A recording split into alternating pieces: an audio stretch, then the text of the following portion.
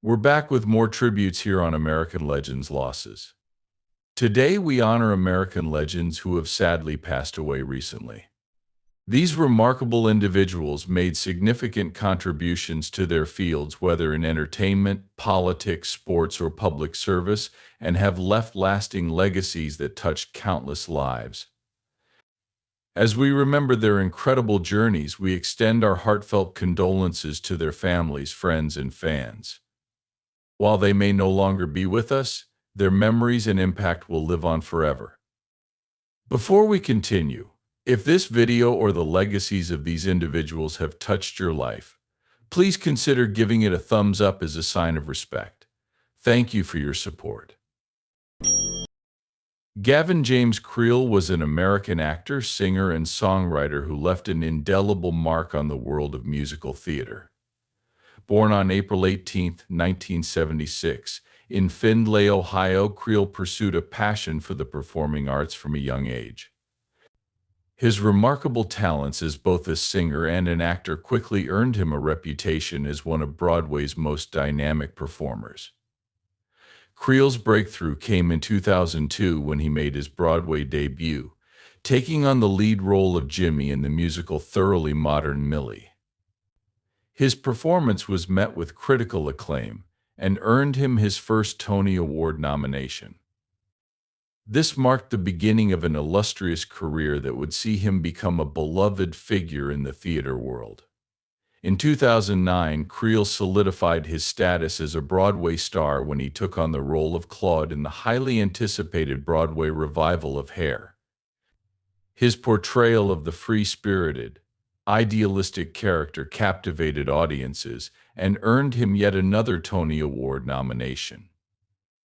Beyond his Broadway successes, Creel's versatility as a performer allowed him to take on roles in both national and international productions, showcasing his talents across various stages.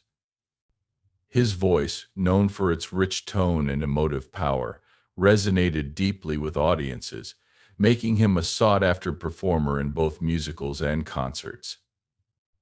Offstage, Creel was known for his activism and advocacy, particularly in the fight for LGBTQ rights. He used his platform to speak out on important social issues and became an inspiration for many within the community. His contributions to both the arts and society at large were profound, reflecting his commitment to making the world a better place through his work and actions. Gavin Creel tragically passed away on September 30, 2024, in New York City at the age of 48. His untimely death left a void in the world of theater, but his legacy as a talented artist and compassionate advocate will continue to inspire generations of performers and fans alike. Dikembe Mutombo Mpilando Mukamba Jean-Jacques Mutombo was a Congolese-American professional basketball player renowned for his towering presence on and off the court. Born on June 25, 1966, in Kinshasa, Democratic Republic of the Congo, Mutombo's journey from the streets of Kinshasa to the bright lights of the NBA became an inspirational story for millions. Known for his shot-blocking ability, defensive prowess, and humanitarian efforts, Mutombo was much more than just an athlete.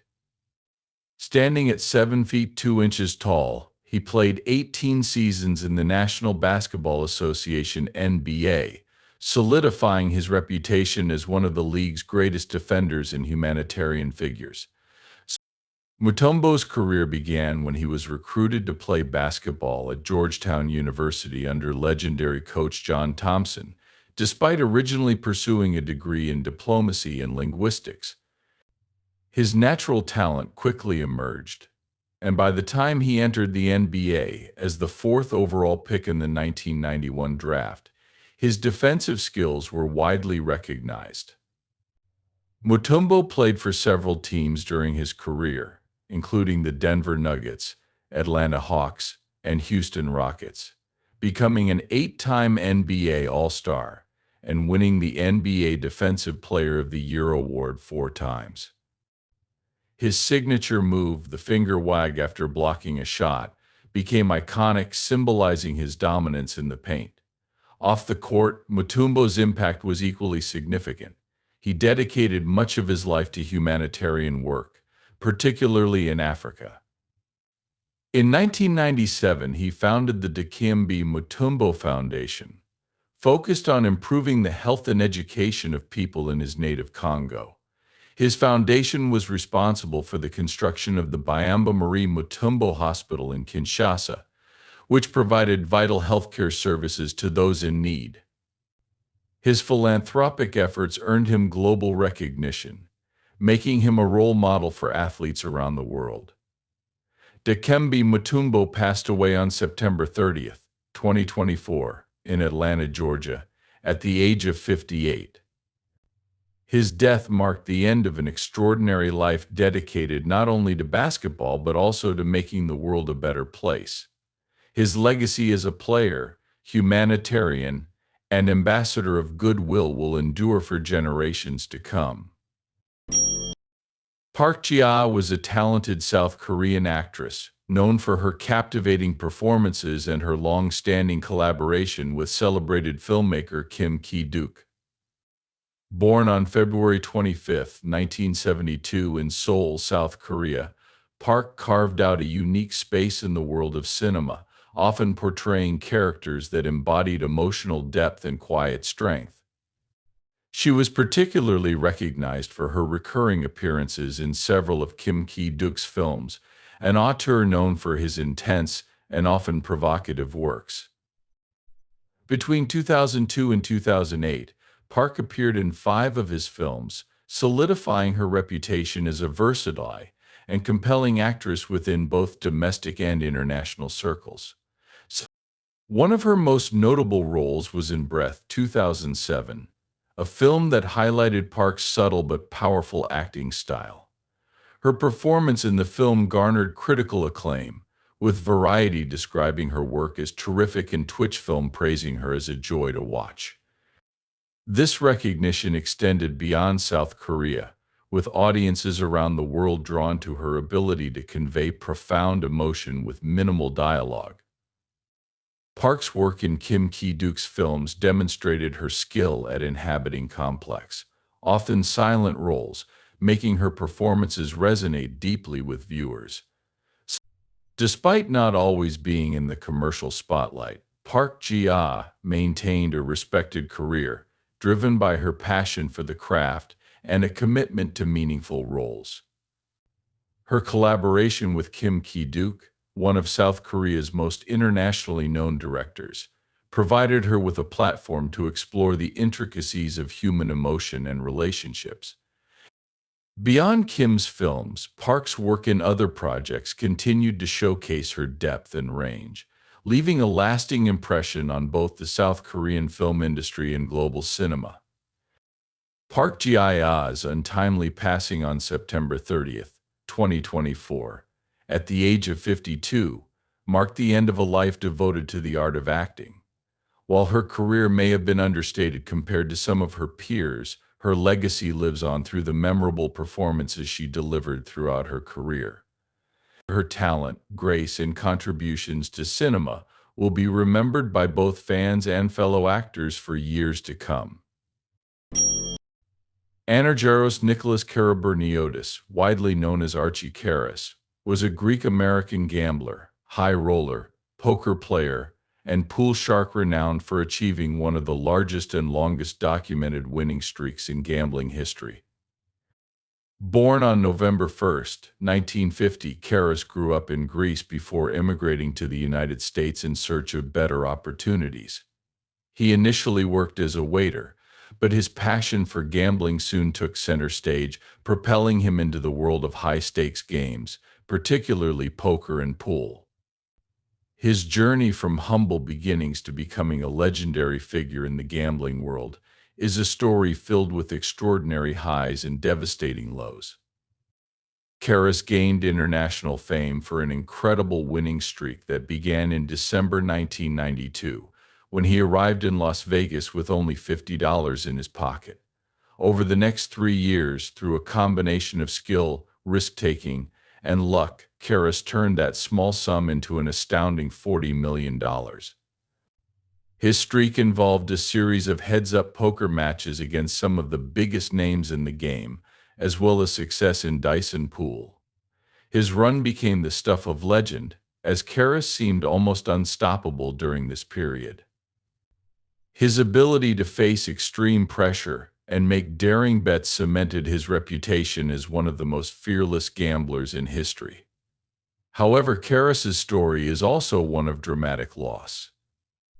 After reaching his peak, he lost his entire fortune in just a few weeks, marking one of the greatest reversals of fortune in the gambling world.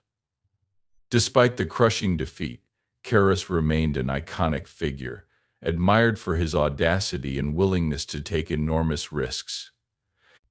His story became an example of both the allure and dangers of high-stakes gambling, demonstrating the razor-thin line between success and failure in this world. Archie Karras passed away on September 29, 2024, at the age of 73. His legacy as a legendary gambler, known for both his extraordinary wins and dramatic losses, continues to captivate and inspire the gambling community worldwide. Nathalia Urban was a Brazilian journalist, activist, and human rights campaigner whose work and fearless voice made her a prominent figure in both Brazil and Scotland.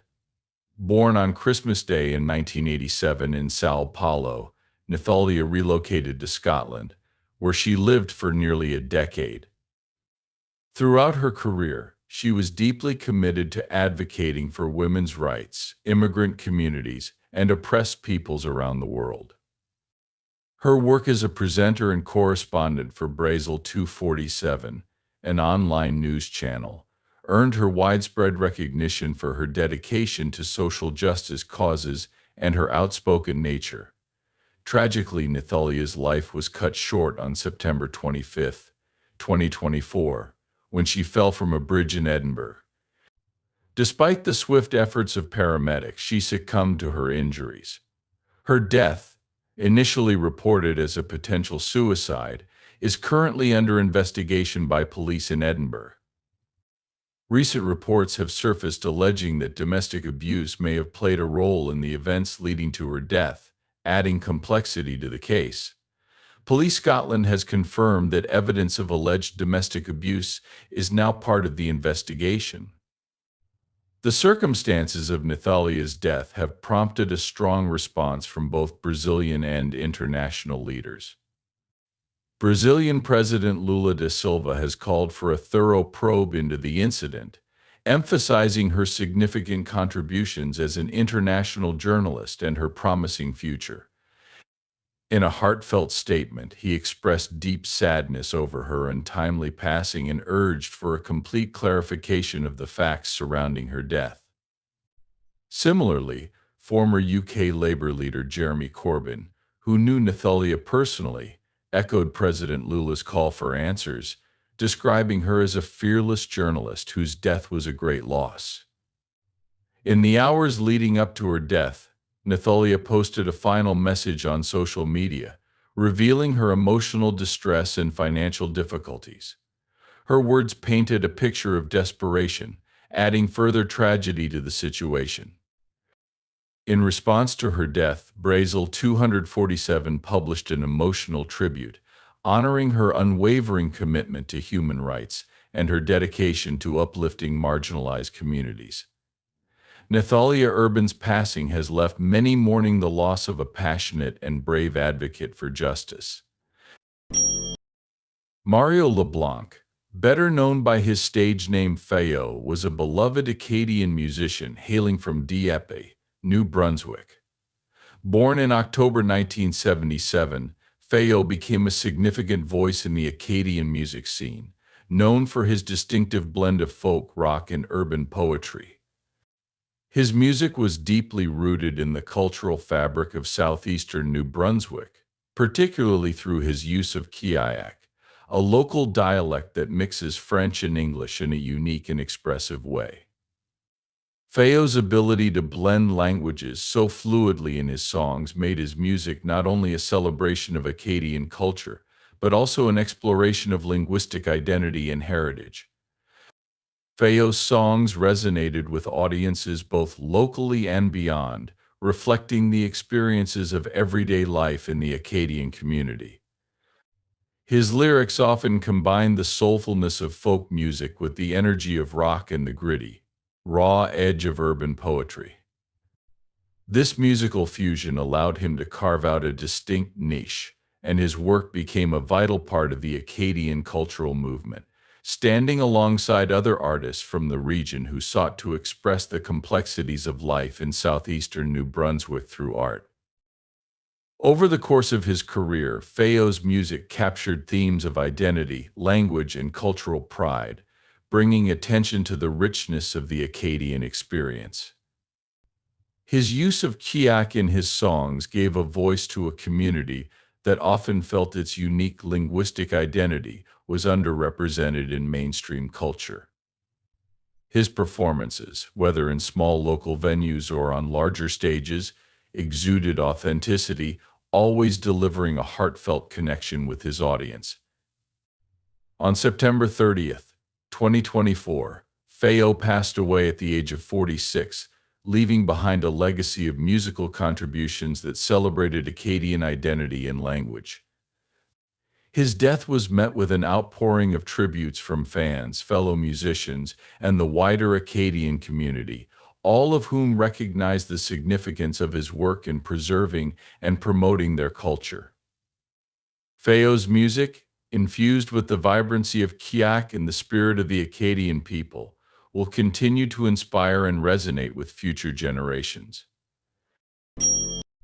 John David Ashton, born on February 22, 1948, in Springfield, Massachusetts, was an American actor known for his distinctive character roles in some of the most beloved films of the 1980s. Ashton's career spanned several decades, during which he became best known for his performances in the Beverly Hills Cop films, Some Kind of Wonderful and Midnight Run. He built a reputation as a talented and versatile character actor, often portraying gruff yet endearing figures who left lasting impressions on audiences. Ashton's breakout role came in 1984 when he was cast as Detective Sergeant John Taggart in Beverly Hills Cop, alongside Eddie Murphy. His portrayal of Taggart, a no-nonsense, by-the-book cop paired with his more relaxed partner Billy Rosewood Judge Reinhold, was a critical part of the film's success. The chemistry between Ashton and Reinhold provided much of the comedic balance that helped make Beverly Hills Cop a box office hit. Ashton reprised his role in Beverly Hills Cop in 1987, solidifying his place in Hollywood as a memorable supporting actor. In addition to his work in the Beverly Hills Cop franchise, Ashton showcased his range in other popular films. He appeared in Some Kind of Wonderful 1987, a classic teen drama directed by John Hughes, where he played the father of Eric Stoltz's character. His performance as a stern but caring father added emotional depth to the film. Ashton also starred opposite Robert De Niro and Charles Grodin in the 1988 action comedy Midnight Run, playing a bounty hunter named Marvin Dorfler, a role that highlighted his knack for blending humor with intensity. Off-screen, John Ashton was known for his passion for golf and his work as an acting coach, sharing his knowledge with aspiring actors. He lived a relatively private life, focusing on his craft and his family. On September 26, 2024, Ashton passed away at the age of 76, leaving behind a legacy of memorable performances and beloved characters. His work in film, particularly in the 1980s, continues to resonate with audiences, and his contributions to American cinema will not be forgotten. Conan O'Brien, the iconic American television host, comedian, writer, and producer, has enjoyed a long and successful career in entertainment. Known for his sharp wit, self-deprecating humor, and towering presence, O'Brien rose to prominence as the host of Late Night with Conan O'Brien and later The Tonight Show and Conan, a late-night talk show that ran for 11 seasons on TBS. His unique brand of humor and loyal fan base have kept him in the public eye for decades.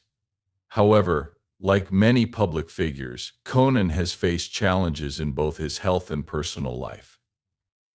In terms of his health, Conan O'Brien has generally maintained a private stance about any serious conditions, but in interviews, he has acknowledged the physical and mental toll that the grueling late-night schedule took on him over the years. The demands of producing a nightly show, long hours, constant travel, and the pressure to remain creative led to exhaustion and periods of high stress.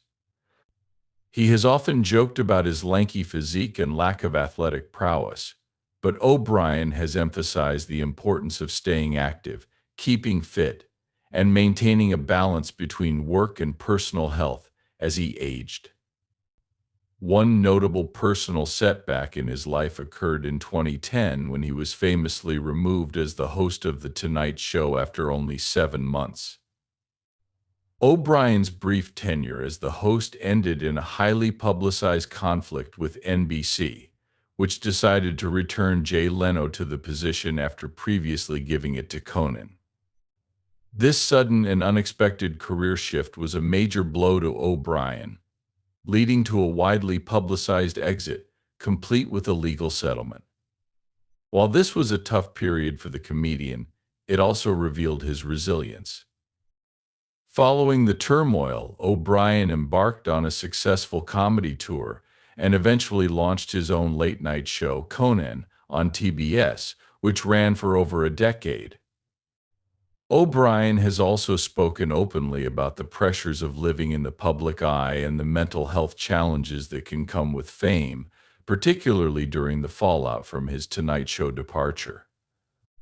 Despite these difficult moments, Conan O'Brien has continued to evolve in his career, even transitioning into podcasting with his successful series Conan O'Brien Needs a Friend, which has become a popular platform for interviews and comedy.